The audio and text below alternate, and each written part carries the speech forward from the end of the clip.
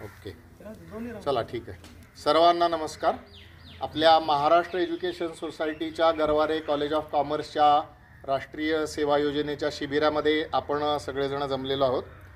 आपल्या या कार्यक्रमाचे कार्यक्रम अधिकारी असणारे साळवे सर, चौकटे मॅडम, सर्व प्राध्यापक बंधू भगिनी आणि विद्यार्थी मित्रमैत्रिणींनो, एका कवीनं असं म्हटलं की राजयोगिनी सती अहिल्या होळकरांची राणी, राजयोगिनी सती अहिल्या होळकरांची राणी, नर्मदेच्या लहरीवरती उठती अजून तिशा यशाच्या लहरी, अशा पद्धतीचं एका कवीनं वर्णन केलं. या राजयोगिनी अहिल्यादेवी होळकरांच्या म्हणजे पुण्यश्लोक अहिल्यादेवी होळकरांच्या चरित्राची आपण आज माहिती करून घेणार आहोत. प्रसंग तसा जुना आहे. साधारणपणे हा प्रसंग घडून 250-260 वर्ष झालेली असती. त्या काळाची आपण कल्पना करू शकतो. त्या काळामध्ये जाण्या येण्याच्या सोयी फार नव्हत्या. आज जशा गाड्या किंवा वेगवेगळ्या प्रकारच्या मोटारी अवेलेबल आहेत तसं नव्हतं. त्या काळी माणसांना एका ठिकाणाहून दुसऱ्या ठिकाणी जायचं म्हणजे चालत जायचं.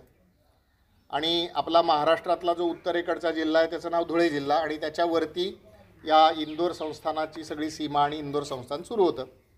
तर महाराष्ट्रातला एक तरुण असा वाटसरू प्रवासी असा निघालेला होता आणि जंगलाचं सगळा मार्ग होता.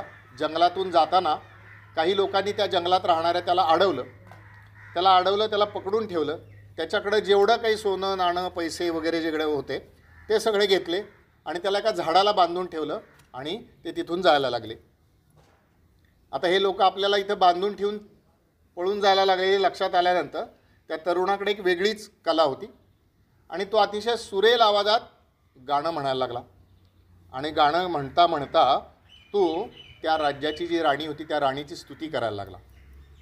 आणि हे पळून जाणारे जे लोक होते त्यांना ते गाणं ऐकल्यानंतर त्यांच्या लक्षात आलं की अरे, आपल्या राणीसाहेबांचं नाव हा माणूस घेतो म्हणजे काहीतरी हा माणूस वेगळा आहे, कशासाठी बरं आला इथे, म्हणून ते माघारी आले. त्यांनी त्याला सोडवलं आणि त्याची चौकशी केली. तर तो एक कवी होता, आजच्या परिभाषेमध्ये कवी होता किंवा त्यावेळेच्या भाषेमध्ये शाहीर होता. आणि तो म्हणाला की मी राणीसाहेबांना भेटायला चाललो आहे. आणि हे लक्षात आल्यानंतर त्या सगळ्या दरोडेखोरांनी त्याला अतिशय सन्मानानं त्या राणीसाहेबांच्याकडे घेऊन गेले. त्याला राणीसाहेबांच्या राजवाड्यामध्ये गेले आणि राणीसाहेबांनी त्याची चौकशी केली. तर त्यांना राणीसाहेबांना सांगितलं की राणीसाहेब, मी कवनं करतो, लोकांचं मी मनोरंजन करतो आणि आपल्यासमोर कला सादर करून आपल्याकडून काहीतरी बक्षीस मिळावं या हेतूनं मी इथं आलो होतो. परंतु जंगलावरती माझ्यामध्ये असा प्रसंग आला. मग राणीसाहेबांनी त्या ज्या दरोडेखोरांना होतं त्यांना समजावलं, त्यांना पाठवून दिलं आणि ह्या शाहिराला असं सांगितलं की असं करा, आज संध्याकाळी आमच्या वाड्यावरती या आणि वाड्यातल्या सगळ्या लोकांसाठी तुमची कवनं म्हणून दाखवा. संध्याकाळी आपली कला राणीसाहेबांच्या वाड्यामध्ये आपल्याला सादर करायला मिळणार याचा त्या कवीला अतिशय आनंद झाला. आणि संध्याकाळी तो वेळेच्या पूर्वीच त्या राजवाड्यामध्ये गेला. राजवाड्याच्या चौकामध्ये तो उभा राहिला. सगळा राजवाडा भरला होता. राजवाड्याची सगळी 5, 50, 100 माणसं त्या ठिकाणी जमा झाली आणि अतिशय सुरेल आवाजामध्ये त्यांनी आपली कवनं सादर करायला सुरुवात केली. एकामागून एक कवनं अशी सादर करायला सुरुवात केली. सगळ्यांना खूप आनंद झाला. सगळ्यांनी टाळ्या वाजवून त्याला दाद दिली. राणीसाहेबांनी त्याचा सत्कार केला. यथायोग्य त्याला बक्षीस दिलं आणि बक्षीस देताना राणीसाहेब त्याला असं म्हणाल्या की शाहीर, असं करा, उद्या सकाळी तुम्ही दरबारात या. आता शाहिराला एकदम कळालं नाही, पण तो जसा आपल्या घराकडे निघाला, तो सगळा कार्यक्रम आटपून जिथं मुक्कामाची सोय होती तिकडे निघाला. त्यात तो एकदम विचार करायला लागला की राणीसाहेबांनी मला का बरं बोलावलं असेल. बरं, त्या काळाची पद्धत अशी की एखादा राजा रागावला, एखादा राणी रागवली तर माणसाचा त्यातल्या त्या ठिकाणी त्याला मृत्यूदंड देण्याची त्यावेळेला पद्धत होती. आपल्या हातून काही चुकलं का, आपण एखादी चुकीची ओळ म्हणून गेलो का, असं त्याच्या मनामध्ये संशय निर्माण झाला आणि रात्रभर तो कदाचित बेचैन राहिला असेल. दुसऱ्या दिवशी सकाळी उठून लगबगीनं आवरून तो दरबारामध्ये पोचला. राणीसाहेबांना त्यांनी मुजरा केला वाकून आणि राणीसाहेबांना सांगितलं की राणीसाहेब, तुम्ही मला भेटायला बोलवलं, मी आज तुम्हाला भेटायला आलो. कशासाठी तुम्ही मला भेटायला बोलवलं. त्या राणीसाहेब असं म्हणाल्या की तुमच्या अंगामध्ये जी कवितेची शक्ती आहे, ती कवनं तुम्ही करता, अशी शक्ती काही सगळ्यांच्याकडे असत नाही. तुमच्याकडे ही देणगी आहे, परंतु या देणगीचा उपयोग तुम्ही कशासाठी करताय. तर केवळ लोकांना ऐकायला आवडतील अशा प्रकारच्या प्रेमाची गाणी लिहिण्यामध्ये, स्त्री पुरुषांच्या प्रेमाची गाणी लिहिण्यामध्ये तुम्ही तुमची शक्ती वापरताय, तुमची कला वापरताय. पण मी तुम्हाला असं सांगते की तुमची ही जी शक्ती आहे ना, ती तुम्ही आणखीन चांगल्या कामासाठी वापरा. आणि ती म्हणजे लोकांच्यामध्ये देवाच्याबद्दल श्रद्धा निर्माण होईल, परमेश्वरावरती त्यांचा विश्वास बसेल, भक्तिमार्गाला ते लोक जातील, अशा प्रकारे काव्यांची तुम्ही रचना करा, हे सांगण्यासाठी मी तुम्हाला बोलवलं होतं. आणि त्या कवीनं, त्या शाहिरानं त्याच ठिकाणी त्या राणीसाहेबांना शब्द दिला की इथून पुढं मी सगळ्या ज्या रचना करीन त्या सगळ्या लोकांना परमेश्वराची ओढ लावणाऱ्या, भक्तिमार्ग शिकवणाऱ्या अशा प्रकारच्या रचना करीन. कोण होता तो कवी? महाराष्ट्रामध्ये संगमनेर नावाचं एक गाव आहे, त्या गावचे जे शाहीर होते अनंत फंदी, त्यांच्या जीवनामध्ये घडलेली ही गोष्ट आहे. आणि कोण होत्या या राणीसाहेब? या राणीसाहेब आपण सगळ्यांनी ओळखलंच असेल. या राणीसाहेब होत्या पुण्यश्लोक अहिल्यादेवी होळकर.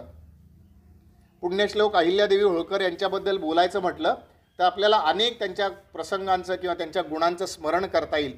परंतु सगळ्यात पहिला मला जो गुण सांगायचा आहे, तो गुण सांगण्यापूर्वी त्यांची काही वैयक्तिक पार्श्वभूमी आपण लक्षात घेतली पाहिजे. काही वैयक्तिक पार्श्वभूमी आहे.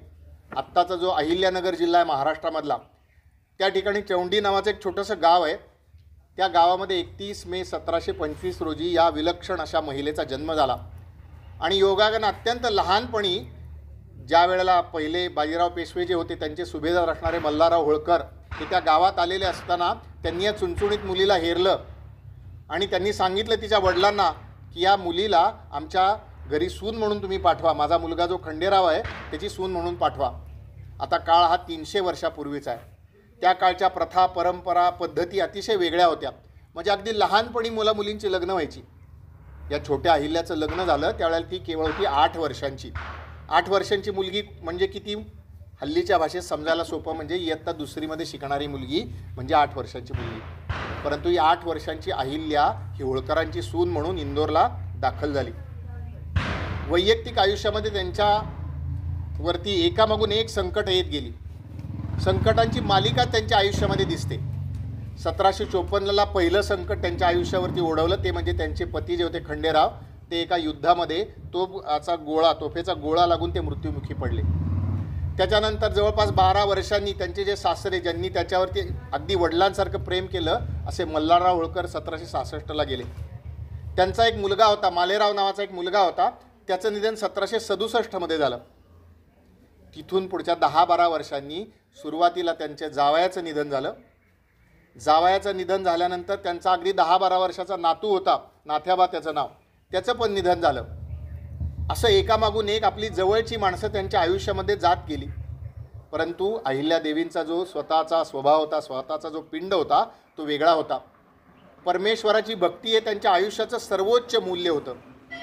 आता आपल्या सगळ्यांना असं वाटेल की अहिल्यादेवींच्या आयुष्याचं मूल्य परमेश्वराची भक्ती होतं, याच्यात विशेष ते काय? मित्रमैत्रिणींनो, आपल्या भारतामध्ये अनेक थोर माणसं होऊन गेली. त्याच्यातला एक माणसाची जयंती अजून काही दिवसांनी आपण साजरी करणार आहोत, म्हणजे 6 दिवसांनी आपण साजरी करणार आहोत. त्यांचं नाव आहे स्वामी विवेकानंद. स्वामी विवेकानंदांनी अनेक ठिकाणी हे म्हटलेलं आहे की भारताची जी प्रकृती आहे ती आध्यात्मिकता हीच भारताची प्रकृती आहे. ज्या दिवशी भारत आध्यात्मिकतेच्या प्रकृतीला विसरेल त्या दिवशी भारत हा भारत राहणार नाही. आणि संपूर्ण जगाला आध्यात्मिकतेचं शिक्षण देणं हेच भारताचं नियत कर्तव्य असं स्वामीजींनी म्हटलं. अहिल्यादेवींचं जीवन जर आपण बघितलं तर आपल्याला लक्षात असं येईल की अहिल्यादेवींनी आपल्या आयुष्यभर या आध्यात्मिकतेची जोपासना केली. अगदी लहानपणी त्यांची आणि त्यांच्या सासऱ्यांची म्हणजे मल्हारराव होळकरांची भेट कुठं झाली तर अशी गोष्ट सांगितली जाते की चौंडीमधल्या एका छोट्या शंकराच्या मंदिरामध्ये ही अहिल्या, छोटी अहिल्या, पानं, फुलं, त्याच्यानंतर पाणी हे घेऊन त्या शंकराच्या पिंडीची पूजा करत असताना तिची भेट झाली. तिथपासून ते आयुष्याच्या शेवटच्या क्षणापर्यंत भक्ती ही अहिल्यादेवींच्या जीवनामध्ये प्रधान होती. आणि मगाशी जसं अनंत फंदींचं मी उदाहरण सांगितलं तशा प्रकारचे लोक भेटले तरीसुद्धा अहिल्यादेवी त्यांना एकाच प्रकारचा उद्देश करायच्या की आपल्यामध्ये सगळ्यांच्यामध्ये भक्तिमार्ग असला पाहिजे. भारताच्या प्राचीन परंपरेमध्ये आध्यात्मिकतेचे म्हणजे धार्मिकतेचे वेगवेगळे मार्ग सांगितलेत. मग त्याला काही जण ज्ञानयोग म्हणतात, ज्ञानेश्वर महाराजांसारखं. काही जण कर्मयोग म्हणतात, स्वतःचं कर्म करत तुम्ही परमेश्वराची आराधना करू शकता. त्याच्यानंतर राजयोग म्हटलं जातं आणि शेवटचा म्हटला जातो तो भक्तियोग. आपलं जे आराध्य दैवत आहे त्याची मनोभावे भक्ती करावी म्हणजे त्याची तुम्हाला प्राप्ती होते. हा दाखला आपल्या इतिहासामध्ये नव्हे वर्तमानात सुद्धा आपल्याला परत परत बघायला मिळतो. या भक्तिमार्गाचं प्रसार या अहिल्यादेवींनी केला. आणि मी मगाशी सांगितलं तसं की वैयक्तिक आयुष्यामध्ये त्यांची जवळची एक एक माणसं त्यांच्या आयुष्यातून दूर जात होती, ती मृत्युमुखी पडत होती. तसं अहिल्यादेवींच्या मनामध्ये जास्तीत जास्त वैराग्याचा अग्नी हा प्रखर होत होता. आणि मगाशी मी सांगितलं की 1767मध्ये त्यांच्या मुलाचं निधन झाल्यानंतर ज्यावेळेला त्यांच्याकडे राज्यकारभार आला त्यावेळेला त्यांचे जे कारभारी होते त्यांना त्यांनी असं सांगितलं की मला एक मोठी पूजा करायची आहे. आणि त्या पूजेची सगळी सिद्धता झाली. त्या दिवशी पूजा केली आणि त्या दिवशी त्यांनी घोषणा केली की इथून पुढचं जे राज्य असेल ते अहिल्यादेवी होळकर या स्त्रीचं नसून ते भगवान शंकराचं असेल असं त्यांनी सांगितलं. आणि त्याचप्रमाणे त्यांची जी सगळी पत्रं आहेत त्याच्यामध्ये भगवान शंकरांचा उल्लेख असलेला आपल्याला दिसतो. आणि त्यामुळं जिथं जिथं आपल्याला अहिल्यादेवींची मूर्ती दिसते, फोटो दिसतो, त्या ठिकाणी त्यांच्या हातामध्ये आपल्याला शंकराची पिंड दिसते, कारण ती त्यांच्या आध्यात्मिकतेचं प्रतीक आहे, त्यांच्या पावित्र्याचं प्रतीक आहे. आता या आध्यात्मिकतेच्या प्रतीकाची जगामध्ये प्रतिष्ठापना करण्यासाठी किंवा प्रसार करण्यासाठी देशभरामध्ये वेगवेगळ्या कोणकोणत्या गोष्टी आहेत. तर आपण एक जरा थोडासा इतिहास समजून घेतला पाहिजे. तो इतिहास आहे तो मध्ययुगाचा इतिहास आहे असं म्हटलं जातं. आणि या मध्ययुगाचा इतिहासामध्ये भारतामध्ये असं झालं की धर्मांध आक्रमक जे होते, धर्मांध मुस्लिम आक्रमक जे होते, म्हणजे त्या मोगल होते, तुर्क होते, पठाण होते, मंगोल होते, अशा सगळ्यांनी भारतावरती आक्रमण केलं. आणि त्यांनी या ठिकाणी राज्य तर करायचा प्रयत्न केला, राज्य केलं, परंतु या ठिकाणच्या लोकांचा धर्म बदलण्यासाठी सुद्धा त्यांनी प्रयत्न केल्याची उदाहरणं इतिहासामध्ये नमूद आहेत.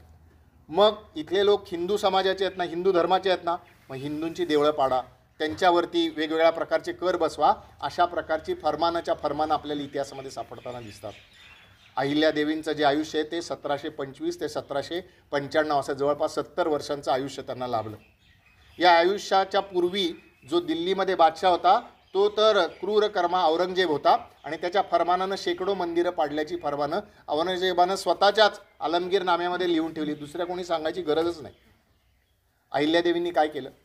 अहिल्यादेवींनी त्यांच्याकडे जी संपत्ती होती त्या संपत्तीचा उपयोग अशा सगळ्या संस्थानांच्या, मंदिरांच्या जीर्णोद्धारासाठी केला. मग देशभरामध्ये असं एकही कुठलंही महत्त्वाचं जे तीर्थक्षेत्र नाही ज्या ठिकाणी अहिल्यादेवींची तुम्हाला काही ना काहीतरी कामगिरी बघायला मिळत नाही. काशी विश्वेश्वराचं जर तुम्ही मंदिर बघितलं बनारसला जाऊन, काशीला जाऊन, तर त्या ठिकाणी जे मंदिर आज बांधलेलं आहे ते अहिल्यादेवींनी बांधलेलं आहे. आता मी गावांची नावं घेतो, तुम्ही भारताचा नकाशा डोळ्यासमोर आणा. काशी विश्वेश्वर कुठं आहे? तर साधारणपणे भारताच्या मध्यभागी आहे. आपण भारताच्या पश्चिमेला गेलो तर सोमनाथ आहे. सोमनाथच्या मंदिराच्या ठिकाणी जीर्णोद्धार केल्याचा अहिल्यादेवींचा उल्लेख आहे. आपण भारताच्या पूर्व किनाऱ्यावरती गेलो तर पूर्व किनाऱ्यावरती जगन्नाथपुरी आहे. त्या जगन्नाथपुरीमध्ये मंदिर बांधल्याचा उल्लेख अहिल्यादेवींच्या चरित्रात आहे. आपण भारताच्या दक्षिणेला गेलो म्हणजे रामेश्वरला गेलो तर त्या ठिकाणी मंदिर बांधल्याचा उल्लेख अहिल्यादेवींच्या चरित्रात आहे. आणि आपण भारताच्या सर्व वरच्या टोकाला म्हणजे उत्तर काशीला आपण गेलो हिमालयाच्या पर्वतरांगांच्या मध्ये, तर त्या ठिकाणी देखील मंदिर बांधल्याचा उल्लेख आहे. नव्हे आपण इथून बसलोय तिथून जवळच असलेल्या जेजुरीच्या ठिकाणी देखील मंदिर बांधल्याचा त्यांनी उल्लेख आहे. त्यामुळे त्यांनी ठिकठिकाणी मंदिरं बांधली. आता आपल्याला असं वाटतं की मंदिरं बांधण्यामध्ये काय मोठा विचार असेल, तर आपण लक्षात असं घेतलं पाहिजे की मंदिर हे जसं अध्यात्माच्या साधनेचं केंद्र होतं तसं ते लोकजागृतीचं, लोकशिक्षणाचं देखील केंद्र होतं. आपल्याकडे ज्या कला होत्या, आपल्याकडे जे शिक्षण होतं ते मंदिरांच्या आश्रयानं चालत होतं असा आपला एक इतिहास आहे. त्यामुळं ज्या माणसांच्या श्रद्धास्थानावरती आघात होतो ती माणसं जगामध्ये संपतात असा इतिहास आहे. मध्यंतरी मी एका ठिकाणी एक वचन असं ऐकलं, जर तुम्हाला एखाद्या माणसांची ओळख, माणसांचं अस्तित्व संपवायचं असेल तर तुम्ही त्यांची संस्कृती आणि त्यांचा धर्म नष्ट करा, म्हणजे ती माणसं नष्ट होतात. अहिल्यादेवींनी बरोबर हाच विचार लक्षात घेतला आणि त्यांनी पूर्ण भारतामध्ये या प्रकारचं काम केलं. किती ठिकाणी त्यांनी काम केलं असेल इतिहासकार त्याची मोजदाद करतात, परंतु अहिल्यादेवींच्या नावानं जो ट्रस्ट त्यांच्या वारसदारांनी स्थापला आहे त्या ट्रस्टकडून आज देखील भारतामध्ये 200 मंदिरांचं व्यवस्थापन त्यांच्याकडून केलं जातं. ही केवढी मोठी उपलब्धी आहे आपण लक्षात घेतलं पाहिजे. याच्यामागे त्यांचा एक दृष्टिकोन होता. तो काय दृष्टिकोन होता? तर तो दृष्टिकोन असा होता की सगळा भारत माझा आहे. इंदोरचं जर संस्थान आपण जर बघितलं सुभेदार होळकरांचं, तर ते साधारणपणे मध्य प्रदेशातला मोठा भाग हा होळकरांच्या आधिपत्याखाली होता. परंतु अहिल्याबाईंनी कधी असा विचार केला नाही की सोमनाथ माझ्या राज्यात नाही, काशी माझ्या राज्यात नाही, रामेश्वर माझ्या राज्यात नाही, जगन्नाथपुरी माझ्या राज्यात नाही, मी तिथं कशासाठी जाऊ, हा सगळा देश माझा आहे, असा अखिल भारतीय दृष्टिकोन अहिल्यादेवींनी बाळगलेला होता. दुर्दैवानं आपल्या देशामध्ये चर्चा होते, काही जण म्हणताना असं म्हणतात की हा देश जन्माला आला, कधी जन्माला आला, तर हा देश जन्माला आला तो 15 ऑगस्ट 1947 या दिवशी जन्माला आला. परंतु दुसऱ्या बाजूला आपल्याला हे विसरता येत नाही की या देशाचा इतिहास शेकडो नाही हजारो वर्षांचा आहे. किती हजार वर्षांचा आहे याच्यावरती विद्वानांनी वादविवाद करू द्यात, इतिहासकारांनी वादविवाद करू द्यात, पण या देशाला इतिहास हजारो वर्षांचा आहे हे मात्र निश्चित. आणि हजारो वर्ष या इथला समाज आपल्या जीवनाची काही मूल्य घेऊन चालला आहे, आपल्या संस्कृतीच्या काही खुणा घेऊन चालला आहे, आपल्या आयुष्यामध्ये काय साधायचं याच्या कल्पना घेऊन चालला आहे, आणि तोच समाज या ठिकाणी राहतो. आणि अहिल्यादेवींच्या या वर्तनामध्ये आपल्याला देखील हाच विचार लक्षात येतो की जी मोठी माणसं असतात, ज्या मोठ्या व्यक्ती असतात, त्या केवळ छोटा विचार करत नाही, त्या पूर्ण विचार करतात. त्यामुळे अहिल्यादेवींचा विचार हा अखिल भारताचा विचार होता, हे आपण सगळ्यांनी लक्षात ठेवलं पाहिजे. त्यामुळे आपल्याला जर अहिल्यादेवींचं अनुकरण करायचं असेल काही अंशाने तरी, तर आपल्या डोळ्यासमोर संपूर्ण भारताचा विचार नेहमी असला पाहिजे. कृती कदाचित आपण मर्यादित करू, परंतु विचार मात्र सगळ्या भारताचा केला पाहिजे, हे आपण लक्षात ठेवलं पाहिजे. त्याच्यानंतर पुढचा मुद्दा जो अहिल्यादेवींच्या काळामधला आपल्याला लक्षात येतो की त्यावेळची जी समाज व्यवस्था होती त्याला पुरुषसत्ताक पद्धती असं म्हटलं गेलं. म्हणजे पुरुषांच्याकडे समाजामध्ये सगळं करण्याचे अधिकार असे होते, आणि जे पुरुष करतील तेच बरोबर, अशा पद्धतीची एक विचारसरणी होती. आता जर इतिहास बघितला तर केवळ भारतातच होती का, तर केवळ भारतातच होती असं म्हणता येणार नाही. जगामध्ये याच्या खुणा वेगवेगळ्या ठिकाणी सापडतात, हे आपण लक्षात घेतलं पाहिजे. उदाहरणासाठी मी फक्त समजण्यासाठी म्हणून मी सांगतो. आपल्याला असं माहिती आहे की इंग्लंड हे लोकशाही प्रधान राष्ट्र आहे, अमेरिका हे लोकशाही प्रधान राष्ट्र आहे, परंतु त्या ठिकाणच्या महिलांना मतदानाचा अधिकार कधी मिळाला? इंग्लंडमधल्या पुरुषांना मतदानाचा अधिकार सनाच्या 13व्या शतकात मिळाला, पण इंग्लंडच्या महिलांना सनाच्या 20व्या शतकामध्ये मतदानाचा अधिकार मिळाला.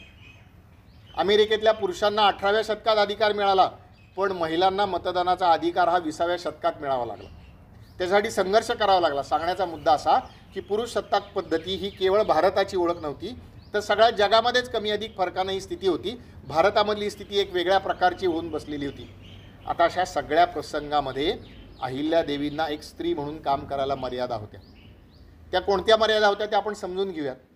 एक पहिली मर्यादा अशी होती की त्या काळी एक पद्धत होती, विशेषतः जे राजे रजवाडे सरदार असे होते त्यांच्यामध्ये ही पद्धत आपल्याला जास्त बघायला मिळते, आणि ती म्हणजे जर दुर्दैवानं एखाद्या महिलेचा पती मृत्यू पावला तर त्या पतीच्या मृतदेहाबरोबर त्या महिलेनं त्या अग्नीमध्ये स्वतःला जाळून घ्यायचं, म्हणजे सती जायचं, अशी ती पद्धत होती.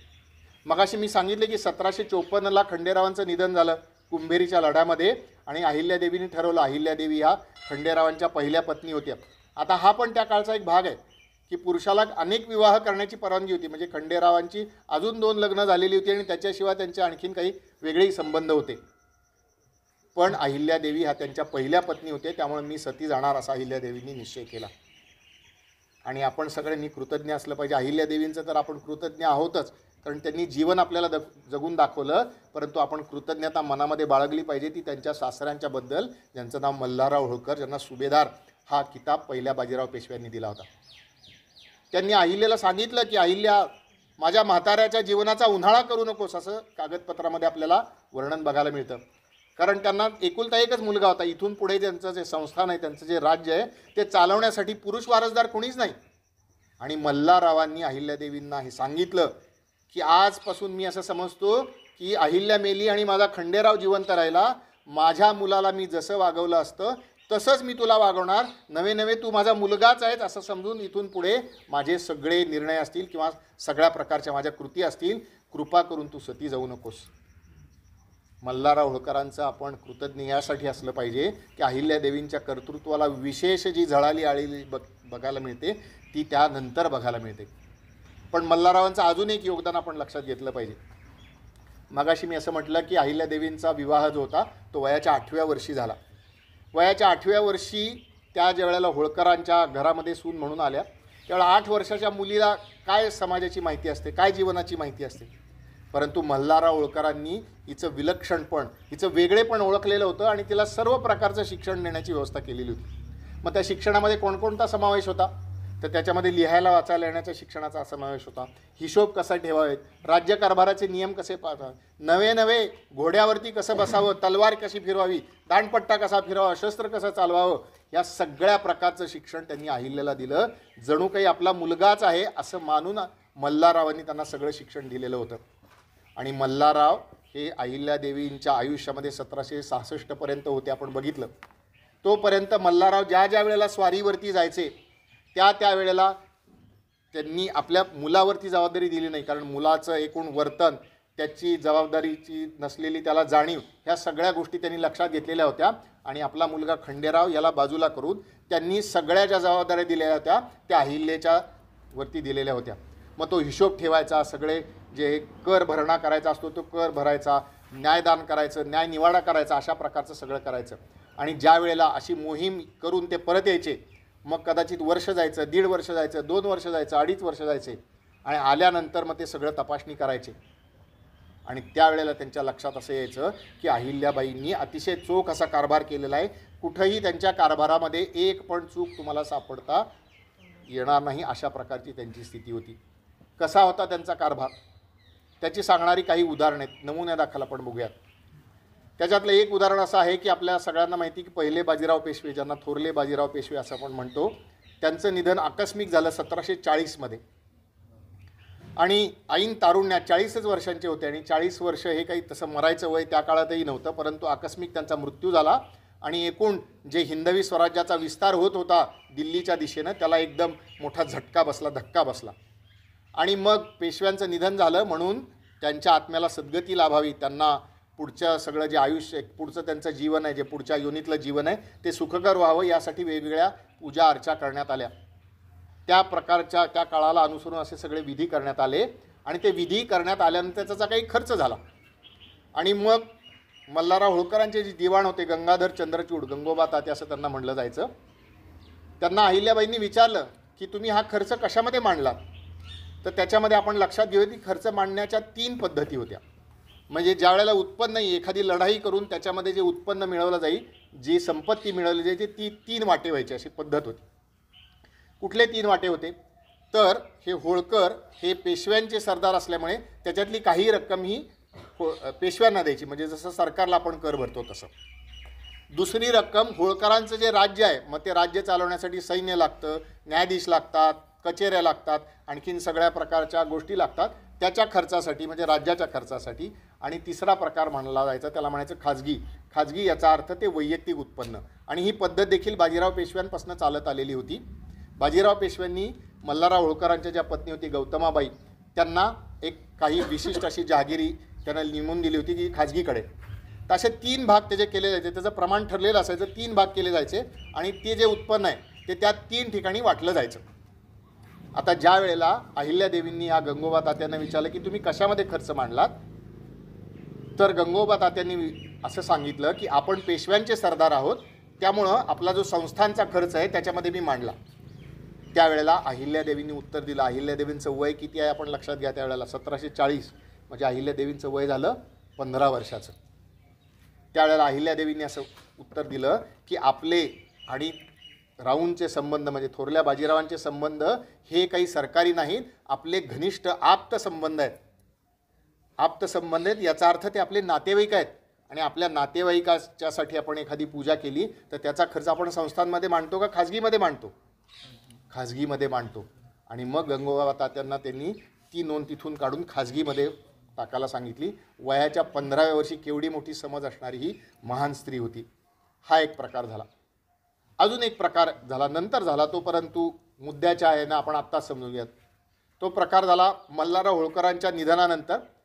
त्यावेळेला मराठी राज्यामध्ये, हिंदवी स्वराज्यामध्ये, ज्याला पेशवाई असं देखील म्हटलं जातं, त्याच्यामध्ये खूप प्रकारच्या उलथापालथी होत होत्या. आणि विशेषतः पुण्याच्यामध्ये पेशवाई कोणी व्हायचं याच्यावरती वेगवेगळ्या प्रकारच्या गोष्टी चालल्या होत्या. आणि या पेशव्या पुण्यामध्ये जे सवाई माधवराव पेशवे होते त्यांचे जे कारभारी होते नाना फडणवीस, ते कारभारी होते. आणि कुणीतरी अहिल्यादेवींच्याबद्दल तक्रार केली नाना फडणवीसांच्याकडे की अहिल्यादेवी जे आहेत हे सगळं जे खर्च करतात, म्हणजे मगाशी मी सांगितलं की देशभरामध्ये हजारो ठिकाणी त्यांनी मंदिरं बांधली, धर्मशाळा बांधल्या, नद्यांना घाट बांधले, लोकांच्यासाठी सोयीसाठी पाणपोया तयार केल्या, अशा प्रकारच्या सगळ्या ज्या सोयी करतात ते सगळं सरकारच्या पैशातनं, म्हणजे जे पेशव्यांना द्यायचे त्या पैशातनं करतात. मग त्याचा खुलासा करा असं विचारणारं पत्र पुण्यावरनं आलं आणि पुण्यावरनं आलेल्या पत्राला अहिल्यादेवींनी उत्तर दिलं की आमचा हिशोब चोख आहे, त्याच्यामध्ये एका पैसा देखील तुम्हाला गफला आढळणार नाही. पण या उपर आपल्याला जर तपासणी करायची असेल तर जरूर आपली माणसं तुम्ही पाठवा. आणि मी तुम्हाला हे सांगते, जर आमच्या हिशोबामध्ये 1 पैशाची चूक आढळली तर त्या बदल्यात आम्ही तुम्हाला 3 पैशाचा दंड भरू, तिप्पट दंड भरू. आणि खरंच झालं तसं. पुण्यावरनं काही लोक गेले, त्यांनी सगळे हिशोबाचे कागद बघितले. आता तुम्ही तुमच्यापैकी काही कॉमर्शियल लोक आहे, त्यामुळे ऑडिट नावाची कल्पना तुम्हाला माहिती आहे.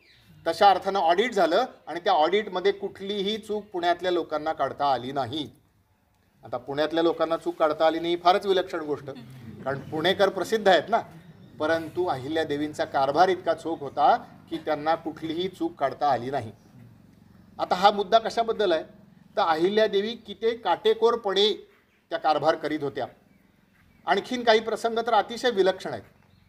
त्यांचे जे पती होते खंडेराव आणि दुर्दैवानं मुलगा मालेराव यांचं देखील वर्तन इतिहासामध्ये जे बघायला मिळतं ते अतिशय मनाला वेदना देणार आहे. माणसाकडे सहज पैसा आला की माणसाला वेगवेगळ्या प्रकारच्या व्यसनं लागतात, वेगवेगळ्या प्रकारचे छंद लागतात, वेगवेगळ्या प्रकारचे नाद लागतात. आणि म्हणूनच की काय मल्हाररावांचा जीव हा आपल्या मुलापेक्षा सुनबाईंवरती जास्त होता. आणि एके दिवशी स्वतः खंडेराव त्या कचेरीमध्ये आले, त्याला दप्तरखाना किंवा कचेरी असं म्हटलं जायचं, तिथं आले आणि त्यांनी पैशाची मागणी केली की मला खर्चायला पैसे द्या. आता पैसे कोण मागतोय? मल्हारराव होळकरांचा मुलगा मागतोय, म्हणजे जो त्याचा कायदेशीर किंवा पद्धतीनं नैसर्गिक वारसा आहे तो. अहिल्यादेवींनी हिशोबाच्या वह्या बघायला सांगितल्या. त्या हिशोबाच्या वह्यामध्ये असं दिसलं की यांनी पूर्वी जे पैसे घेतले त्याचा काही हिशोब दिलेला नाही आहे. म्हणजे कॉमर्सच्या भाषेत सांगितलं की आधीचा ॲडव्हान्स क्लिअर झालेला नाही आहे आणि आणखीन ॲडव्हान्स द्या. असं होतं का? असं होत नाही. अहिल्यादेवींनी सांगितलं की तुम्हाला ॲडव्हान्स म्हणजे पैसे मिळणार नाहीत. आता ही त्या काळातली फारच वेगळी आणि विलक्षण घटना आहे. म्हणजे नवऱ्यानं शब्द काढला की बायकोनं पत्नीनं तसंच वागलं पाहिजे ही जनरीती होती. परंतु जिथं कारभार करायचा आहे तिथे मात्र चोख वृत्ती असली पाहिजे अशी अहिल्यादेवींची वृत्ती होती. खंडेराव नाराज झाले, रागावले, संतापले, थैथयाट केला. परंतु ज्या वेळेला मल्हाररावांना ही गोष्ट कळाली त्यावेळेला मल्हाररावांनी अहिल्यादेवींचंच बरोबर आहे असं सांगितलं. महाराष्ट्रामध्ये एक कवी होऊन गेले जुन्या मराठीमध्ये, त्यांनी असं म्हटलं गेलं की भावनेला येऊ दे गा शास्त्र काट्याची कसोटी. आपल्याला असं वाटतं की माझ्या भावना आहेत त्यामुळे मी असं वागलो, परंतु भावनांना देखील काटेकोरपणे कसं हाताळायचं हे अहिल्यादेवींच्याकडे होतं. तर असा सगळा काळाचा परिणाम असल्यामुळे अनेक लोकांना असं वाटत होतं की ही स्त्री जी आहे ती कसा कारभार करणार. बायकांनी काय करावं? बायकांनी फक्त चूल आणि मूल याच्यामध्ये रमावं असं लोक सांगायचे. आणि अहिल्यादेवींच्या बरोबरचे लोक तसं सांगून थांबले नाहीत नुसते, त्यांनी त्यांच्या विरोधात कारवाया करायला सुरुवात केली. आता ह्याची 2 उदाहरणं मी तुम्हाला देणार आहे आणि ती 2 उदाहरणं मी तुम्हाला जाणीवपूर्वक देणार आहे. कारण दुर्दैवानं एक गट आपल्याला असा दिसतो समाजामध्ये की ते अमुक नाव सांगितलं की ते तमुक तसे करणार असं बोलणाऱ्याचा गट असतो. म्हणून मी 2 उदाहरणांनी नावानिशी देणार. पहिलं उदाहरण आहे त्यांचे जे दिवाण होते, मगाशी ज्यांचं मी सांगितलं नाव गांगोबा तात्या. त्यांनी काय केलं, 1767ला जसं मालेरावाचं निधन झालं तसं त्यांनी ज्यांना पेशवे होण्याची अतिशय इच्छा होती त्या राघोबा दादा म्हणजे रघुनाथराव पेशवे यांना पत्र लिहिलं. आणि रघुनाथराव पेशवे म्हणजे कोण? अत्यंत पराक्रमी सरदार होते. आपण असं म्हणतो की मराठ्यांनी इतिहासामध्ये अटकपासून, अटक कुठं आहे? पाकिस्तानच्या पश्चिम सीमेला म्हणजे जवळपास अफगाणिस्तानच्या जवळ, तिथपर्यंत ज्यांनी धडक मारली असे रघुनाथराव पेशवे होते. म्हणजे अत्यंत पराक्रमी होते, शूर होते. त्यांना पत्र लिहिलं की आता इथं जर तुम्ही फौज घेऊन आलात तर या अहिल्यादेवींना आपण लगेच हरवू युद्धामध्ये आणि आपल्याला पाहिजे तो माणूस आपण या संस्थानावरती बसवू आणि आपल्याला पाहिजे तो लाभ घेता येईल. हे पत्र त्या गंगोबा तात्यांनी लिहिलं. अहिल्यादेवींना हे कळल्यानंतर अहिल्यादेवींनी पत्र वेगवेगळ्या लोकांना रवाना केली.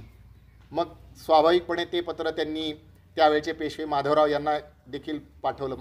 पहिले माधवराव पेशवे त्यावेळेला होते, त्यांना पत्र पाठवलं. त्याचबरोबर उरलेले जे मराठा सरदार होते म्हणजे आपल्याला ग्वाल्हेरला शिंदे होते, बडोद्याला गायकवाड होते, धारला पवार होते, अशा सगळ्या सरदारांना पत्र पाठवले आणि त्यांनी सांगितलं की हा केवळ होळकरांचा प्रश्न नाही आहे, हा सर्व सरदारांचा प्रश्न आहे, तुम्ही मला मदतीला या. आणि त्यांनी एक पत्र रघुनाथराव पेशवे खुद्द राघोबादादांनाच पाठवलं आणि त्यांना सांगितलं की तुम्ही माझी दौलत, माझं संस्थान गिळंकृत करण्यासाठी येत आहे, पण लक्षात ठेवा की तुम्ही हे चुकीचं करताय आणि माझ्या हक्काच्या रक्षणासाठी मी तलवार घेऊन युद्धाला उभी राहील. माझ्या सासऱ्यांनी मला ते शिकवलेलं आहे आणि रणांगणामध्ये मी स्त्रियांची फौज उभी करेन. आता स्त्रियांची पलटण भारताच्या लष्करामध्ये आत्ता झाली, म्हणजे 5-10 वर्ष पण नसती झाली, पण 18व्या शतकामध्ये ही महिला लिहिते. आणि नुसतं असं लिहून थांबल्या नाहीत, त्याच्या पुढे त्यांनी लिहिलं, तुम्ही एक गोष्ट लक्षात ठेवा, तुम्ही पराक्रमी आहात, तुम्ही वीर आहात, तुम्ही युद्धात कदाचित विजय मिळवाल, पण लोक काय म्हणतील, एका बाईला हरवून यानं विजय मिळाला, त्याच्यामध्ये काय आली मर्दुमकी, असं लोक म्हणतील आणि लोक तुम्हाला नावं ठेवतील. पण एक शक्यता ही देखील आहे, मी तुमचा पराभव करेन आणि तुम्ही त्या शक्यतेचा विचार करा. मी जर तुमचा पराभव केला तर तुम्हाला लोकांमध्ये तोंड दाखवायला जागा राहणार नाही. हे पत्र ज्यावेळेला रघुनाथराव पेशव्यांना पोचलं त्यावेळेला त्यांच्या लक्षात आलं की आपली गाठ कोणाशी आहे. आपली गाठ एका साध्वीशी नसून आपली गाठ एका साध्वी असलेल्या पराक्रमी स्त्रीची आहे, जिच्या अंगामध्ये वीरश्री आहे, तेज आहे, चैतन्य आहे. आणि त्यांनी तो जो सगळा बेत होता तो रद्द केला. आणि आम्ही सांत्वनासाठी, म्हणजे आपण एखाद्याच्या घरी कुणी मृत्यू वगैरे झाला की भेटायला जातो, समाचाराला जाणं असं म्हणतात त्याला मराठीमध्ये, त्याच्यासाठी आम्ही तुमच्याकडे येतोय असं त्यांनी सांगितलं. ते आले, भेट घेतली वगैरे वगैरे असं सगळं झालं. आणि अहिल्यादेवींनी खरंच महिलांची पलटण उभी करण्याचं पण काम केलं. हा एक प्रसंग झाला. दुसरा प्रसंग नंतर काही वर्षांनी घडलेला आहे. नंतर काही वर्षांनी अहिल्यादेवींनी एक व्यवस्था अशी उत्पन्न केली होती की अहिल्यादेवींनी सगळे कारभाराचे मुख्य निर्णय घ्यायचे. म्हणजे किती कर घ्यायचा, कोणाला शेतसारा किती द्यायचा, कोणाला कर्जमाफी द्यायची किंवा नाही, अशा प्रकारचे निर्णय घ्यायचे. आणि जे सैन्याची जी सगळी सूत्र आहेत, ज्याला सेनापती आपण म्हणूयात किंवा सरसेनापती आपण म्हणूयात, ते त्यांच्याच नात्यातले, म्हणजे मल्हारराव होळकरांचे एक दूरचे पुतणे होते, त्यांचं नाव तुकोजीराव होळकर. त्यांनी सगळा पराक्रम करायचा, सैन्य दल सांभाळायचा अशी व्यवस्था केली होती. नंतर तुकोजीरावांच्यात आणि त्यांच्यात विसंवाद व्हायला लागला, वाद व्हायला लागला. आणि नंतर तुकोजीरावांना देखील असं वाटलं की आता आपण सहज राज्य मिळवू शकतो. आणि त्यावेळेला भारतामध्ये आणखीन एक मराठी माणूस अतिशय कर्तृत्ववान होता आणि त्याचं नाव महादजी शिंदे, ज्यांना बाबा म्हणायचे. त्या महादजी शिंद्यांची आणि तुकोजीरावांची एकदा चर्चा चाललेली होती. आणि त्या चर्चेमध्ये असं बोलता बोलता ते चर्चा चालली आणि अहिल्यादेवी तिथं आल्या, असा तो प्रसंग घडला. आणि बोलता बोलता ते असं म्हणाले, त्या काय बाई माणूस आहेत, आपण सहजपणे त्यांना हरवू आणि आपल्याला पाहिजे तसं करायला लावू. अहिल्यादेवींनी हे वाक्य ऐकलं मात्र त्या आणि कडाडल्या. मी महिला असेल तरी तुम्ही मला कमी लेखू नका, माझ्या अंगामध्ये तेवढी ताकद आहे आणि मी ठरवलं तर आत्ता या ठिकाणी तुम्हाला कैदेत टाकेन आणि तुम्हाला शिक्षा करेन, एवढी धमक माझ्या अंगात आहे. आणि हे बघितल्यानंतर ते दोघंही चपापले आणि शांत झाले आणि ती योजना तिथं स्थगित झाली. सांगायचा मुद्दा असा, इंग्लिशमध्ये एक फ्रेज वापरली जाते, ब्रेकिंग द ग्लास सीलिंग असं म्हटलं जातं. हल्ली देखील आपल्याला काही ठिकाणी हे बघायला मिळतं, सगळीकडे नाही पण काही ठिकाणी असं बघायला मिळतं की महिला आहेत म्हणून त्यांना प्रगतीच्या संधी नाकारल्या जातात. हे आज देखील घडतं, अगदी कमी अधिक प्रमाणात असेल, इकडं तिकडं असेल, परंतु ते घडतं. परंतु 18व्या शतकामध्ये हे करून दाखवणारी विलक्षण महिला होती, तिला आपल्या स्वतःच्या सामर्थ्याची जाणीव होती, अशा प्रकारचा कारभार करणारी स्त्री होती. आता एका बाजूला ही आध्यात्मिक असणारी स्त्री आहे, अखिल भारतीय विचार करणारी स्त्री आहे, तिच्या कारभारामध्ये सर्व प्रकारचं वेगळं पण आहे, अशा प्रकारची स्त्री आहे.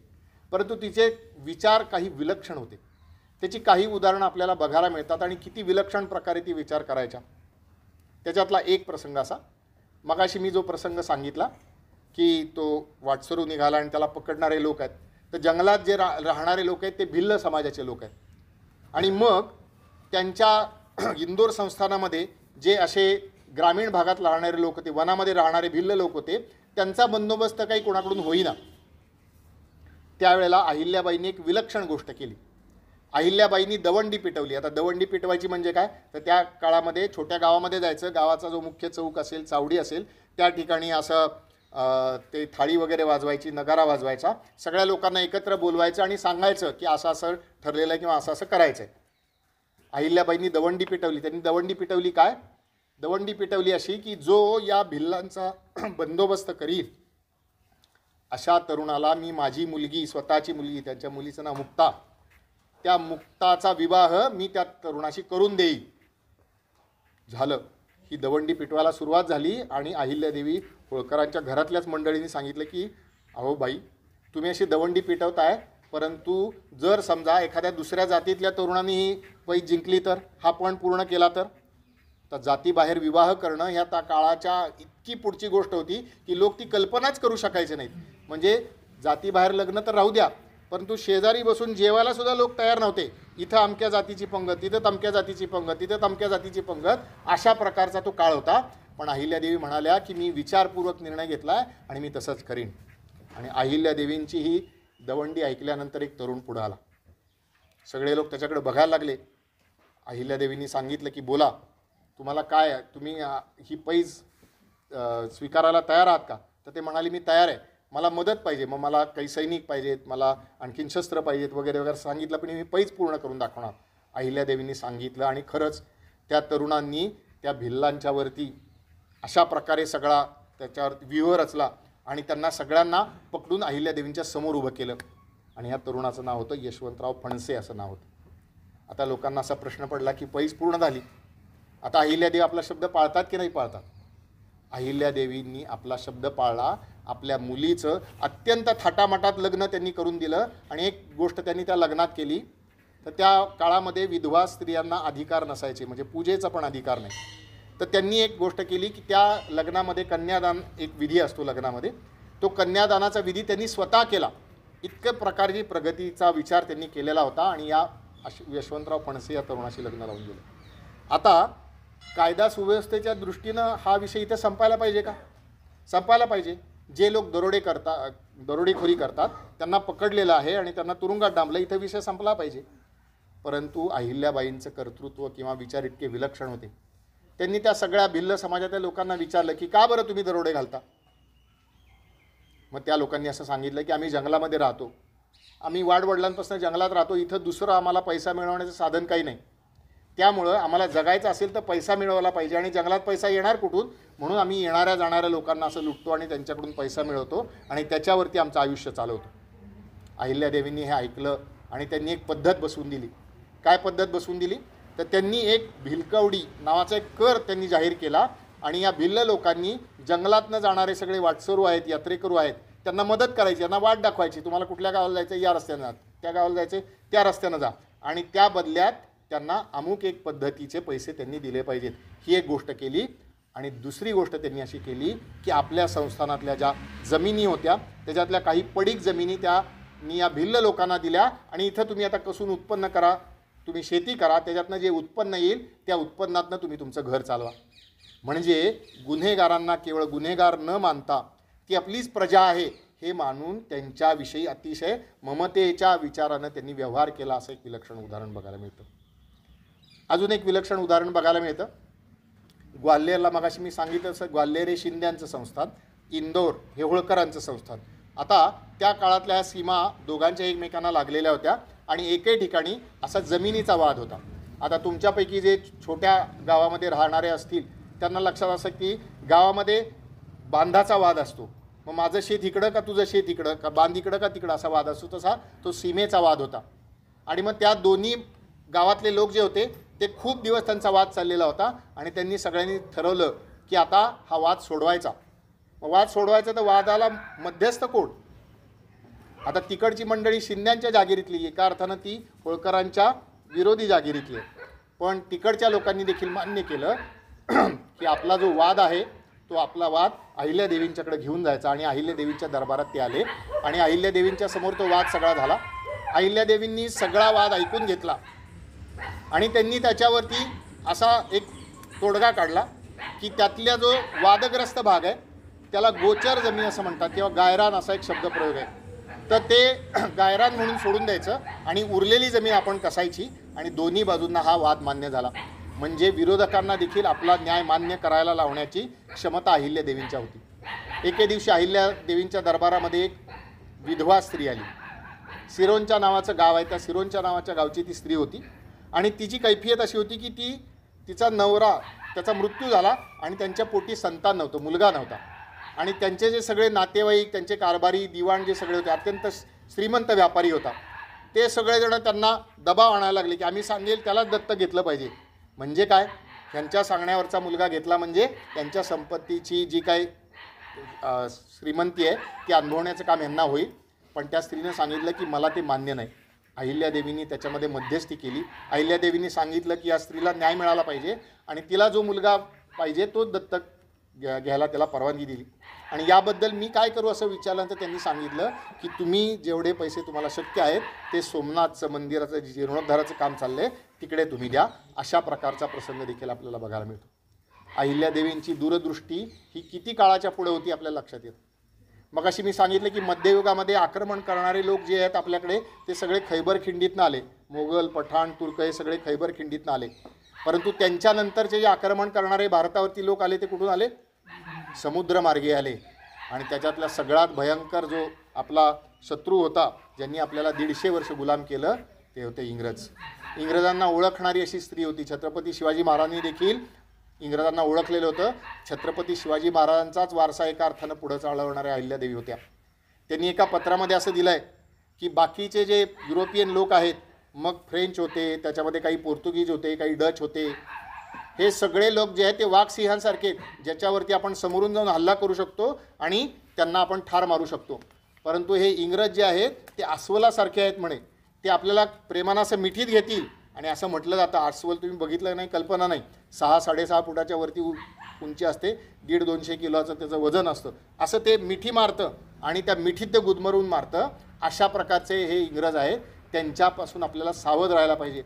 नुसतं अहिल्यादेवी हे करून थांबल्या नाही. त्यांचे सासरे हयात असताना, मल्हारराव हयात असताना युद्धामध्ये देखील त्यांनी कामगिरी केली. ती कामगिरी अशी केली की मल्हारराव एके ठिकाणी युद्धावरती गेले आणि तिथं तोफा पाहिजेत. त्यामुळे त्यांनी अहिल्यादेवींना कळवलं की आपल्याला तोफा पाहिजेत आणि तुम्ही असं करा की उज्जैनला तोफांचा कारखाना तुम्ही तयार करा. अहिल्यादेवींनी गेली, तिथं जाऊन पाहणी केली. पण त्यांच्या लक्षात असलं की उज्जैन हे जरा लांब पडतं आहे, पण त्याच्या अलीकडं भानापूर नावाचं एक गाव आहे, त्या ठिकाणी आपण हा तोफखाना सुरू करूयात. आणि त्याप्रमाणे त्यांनी तशी आज्ञा दिली आणि तसं काम सुरू झालं. आणि नंतर मल्हारराव होळकरांनी देखील त्याला मान्यता दिली आणि चांगल्या क्षमतेच्या तोफा त्यांनी तयार केल्या होत्या. त्यामुळे युद्धशास्त्राची त्यांना माहिती होती. इंग्रजांच्या डावपेचाची माहिती होती. 1792-93 म्हणजे अहिल्यादेवींच्या जीवनातली शेवटची काही वर्षे. पण इंग्रजांचा डाव त्यांनी ओळखला. तोपर्यंत आपल्याला लक्षात घेतलं पाहिजे की 1757ला इंग्रजांनी प्लासीची लढाई जिंकली. म्हणजे बंगाल त्यांनी बळकावलेला आहे, पूर्वेकडून ते सुरू झालेलं आहे. 1765-66च्या सुमाराला त्यांनी प्रयागराज किंवा अलाहाबाद त्यांनी जिंकलेलं होतं आणि त्यांचा हळूहळू प्रवेश दिल्लीच्या दिशेनं सुरू झालेला होता. त्यावेळेला त्यांनी ठरवलं की इंग्रज का जिंकतात, तर त्यांच्याकडे शिस्तबद्ध अशी फौज आहे त्यामुळे ते जिंकतात. आणि त्यांनी एका माणसाशी, एका कर्नलशी करार केला. आणि त्या कर्नलचं जे नाव होतं, त्या कर्नलचं नाव होतं JP बॉईड असं त्याचं नाव होतं. हा कोण होता, हा अमेरिकन माणूस होता. आता त्या काळचं आंतरराष्ट्रीय राजकारण तुम्ही जर बघितलं तर लक्षात असं येईल की त्यावेळेला अमेरिका हा स्वतंत्र होण्याच्या खटपटीत होता इंग्रजांच्यापासून. आणि अमेरिकनांचं आणि इंग्रजांचं युद्ध चाललेलं होतं. त्यामुळं शत्रूचा शत्रू तो आपला मित्र आहे हे ओळखून त्यांनी त्या कर्नल बॉईडला आपल्या सेवेत घेतलं. आणि कर्नल बॉईड हा देखील देशभक्त माणूस होता असं आपण म्हटलं पाहिजे. कारण त्यांनी जो करार केला त्याच्यात लिहिलं की आम्ही सर्वांशी युद्ध करू, पण जर समजा यदा कदाचित तुमचं अमेरिकनांशी युद्ध झालं तर मी तुम्हाला मदत करणार नाही. त्याच्या देशभक्तीला आपण लक्षात ठेवलं पाहिजे. पण अहिल्यादेवीने असं काळाच्या पुढे जाऊन विचार केला. अहिल्यादेवी केवळ एक राज्यकर्त्या नव्हत्या, तर त्या लोकांच्या आयुष्यामध्ये परिवर्तन कसं घडवेल याचा विचार करणाऱ्या द्रष्ट्या सुधारक देखील होत्या. जशा त्यांनी सामाजिक सुधारण केल्या तशा त्यांनी आर्थिक देखील वेगवेगळ्या प्रकारच्या विलक्षण गोष्टी केल्या. हिंदीमध्ये एक कहावत आहे, हिंदीमध्ये असं म्हटलं आहे की भूके पेट भजन न होई गोपाला.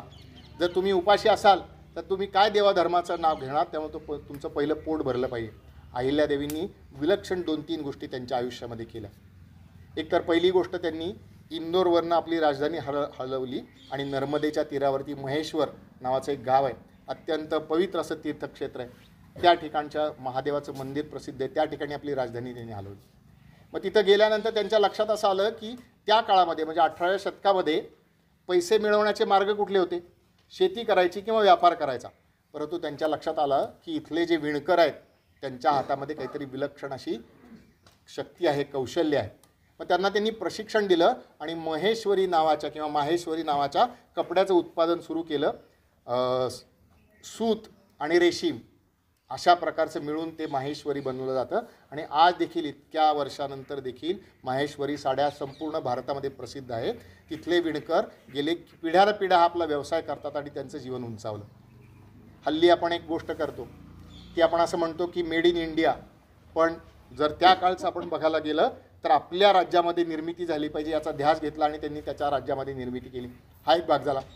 दुसरं एक, हल्ली आपण कॉमर्सच्या क्षेत्रामध्ये काही प्रयोग गेले काही वर्ष म्हणजे जवळपास 30-35 वर्ष आपण ऐकतो, ते म्हणजे फॉरेन डायरेक्ट इन्व्हेस्टमेंट वगैरे वगैरे. तर हीच कल्पना अहिल्यादेवींनी त्या काळात राबवलेली आपल्याला दिसते. त्यांनी इंदोर संस्थानाच्या बाहेर जे असणारे पैसेवाले लोक होते, धनिक लोक होते, व्यापारी लोक होते, त्यांना आवाहन केलं की तुम्ही या ठिकाणी या, तुमची पेढी इथं उघडा, तुमचा व्यापार इथं सुरू करा आणि त्या बदल्यात तुम्हाला आम्ही 10 वर्ष कर्जाची माफी देऊ. मग ते लोक त्यांचा पैसा घेऊन आले.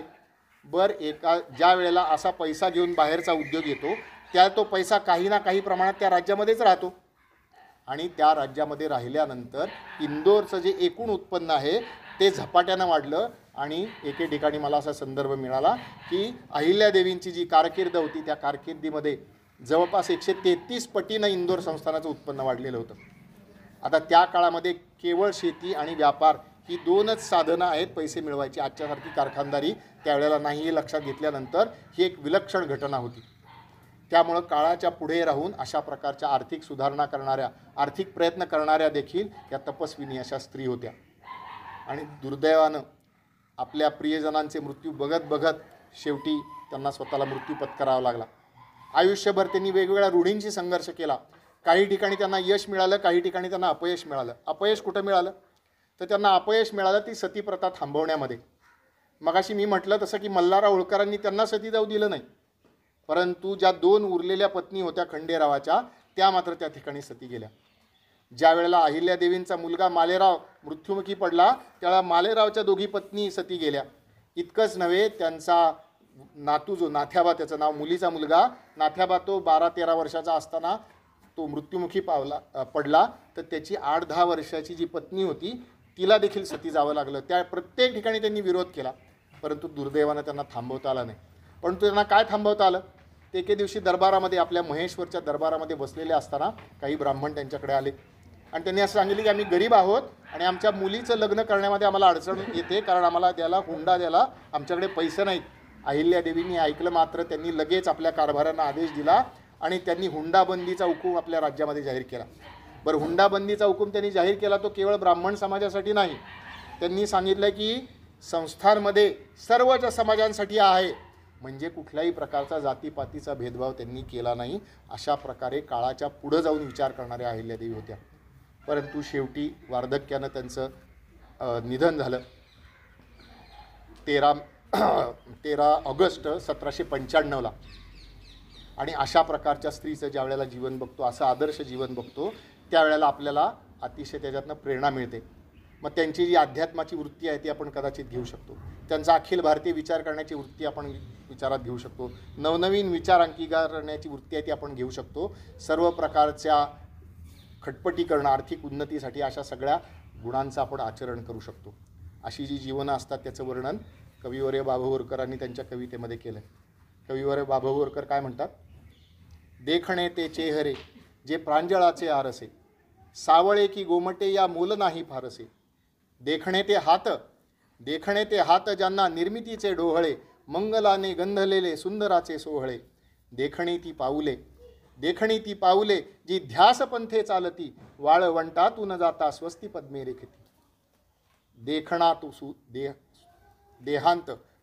तो देहांत सागरी सूर्यास्तसा, देखणा तो देहांत सागरी सूर्यास्तता. पेरून जातो रात्र गर्भी अग्नीचा तो वारसा. अहिल्याबाई शरीरानं आज आपल्यामध्ये नाहीत, परंतु त्यांचं विचार, त्यांचं जीवन आपल्याला सदैव मार्गदर्शक आहे.